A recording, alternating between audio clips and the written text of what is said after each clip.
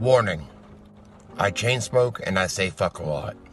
But I accept myself for the way I am. I accept you too. Viewer discretion advised. You've had a very front row seat to prejudice, haven't you? Very much so. Tell me something about that. In my case, it was fear, and just because, you know, I supposedly had something in my body that nobody else had, or very few people had. And I think it's because you're different. You remember Ryan White? The story of Ryan White lives on tonight. The Rushville teenager made national headlines just trying to go to school while also battling AIDS when that disease was still largely unknown. In 1985, at the age of 13, Ryan White received a tainted blood treatment infecting him with AIDS. His Rushville school fought to keep him out. Knowledge about the disease then was low, while fear was high. I wanted to go to school and be like everybody else.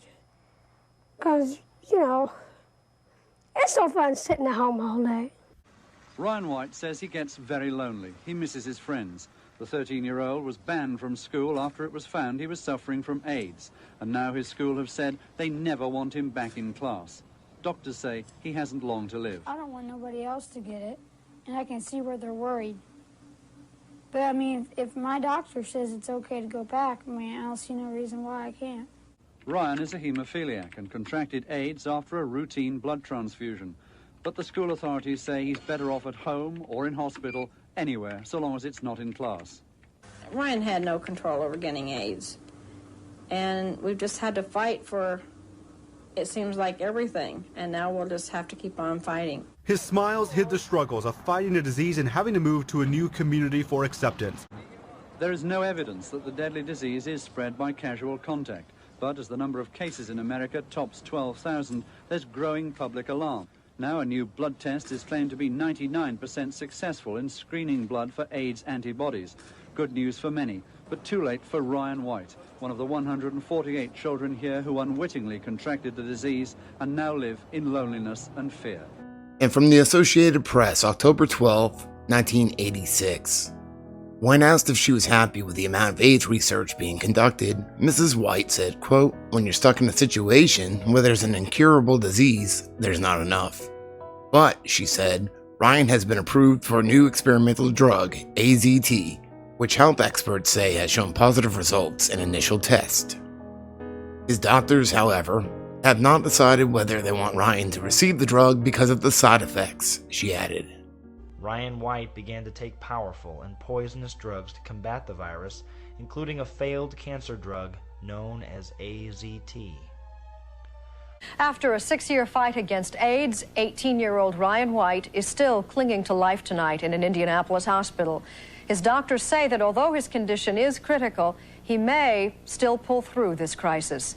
Ryan White, who has survived for nearly 6 years after doctors gave him 6 months, continues to fight for more time. I believe that anybody who is this critically ill is in a situation where nobody can predict from moment to moment whether he will or will not survive. Dr. Martin Kleiman has cared for Ryan ever since the then 13-year-old boy got AIDS from a blood transfusion to treat his hemophilia in 1984. Now, critically ill and on a respirator at the Riley Hospital for Children in Indianapolis, Ryan has made it clear he wants to keep fighting. His own wishes indicate that that all was to be done to try to preserve his life.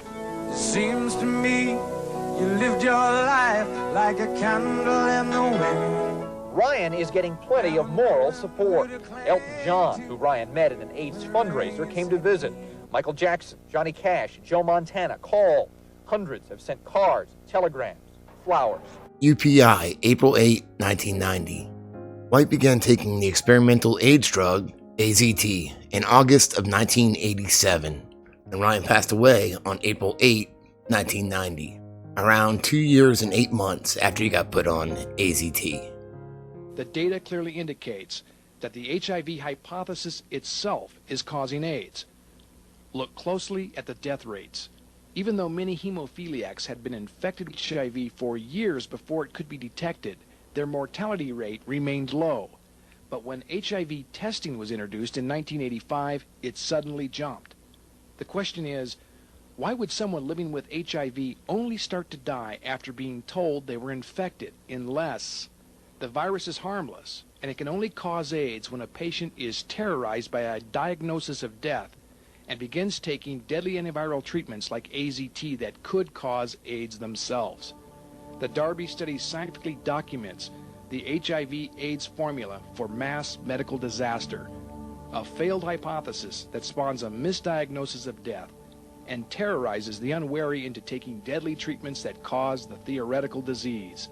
A self-fulfilling epitaph. Ryan White's life ended Sunday morning after a 5.5-year battle with AIDS, but he has left behind a legacy.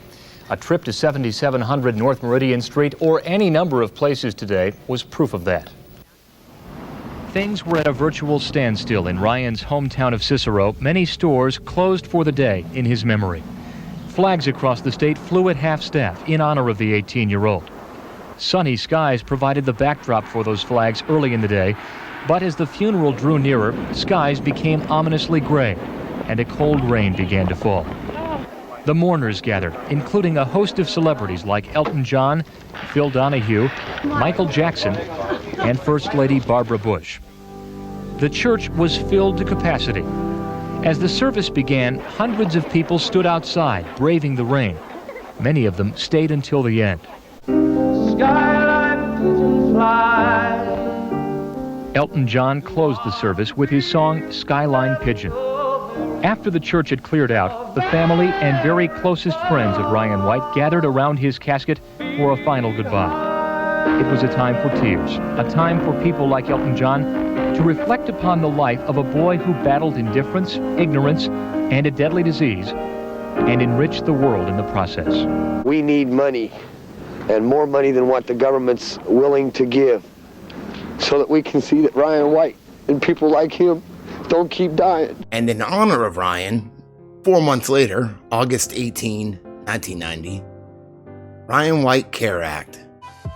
The Ryan White Comprehensive AIDS Resources Emergency Act, the Ryan White Care Act, was signed into law that year, creating the Ryan White HIV/AIDS program. An act of the United States Congress and is the largest federally funded program in the United States for people living with HIV/AIDS.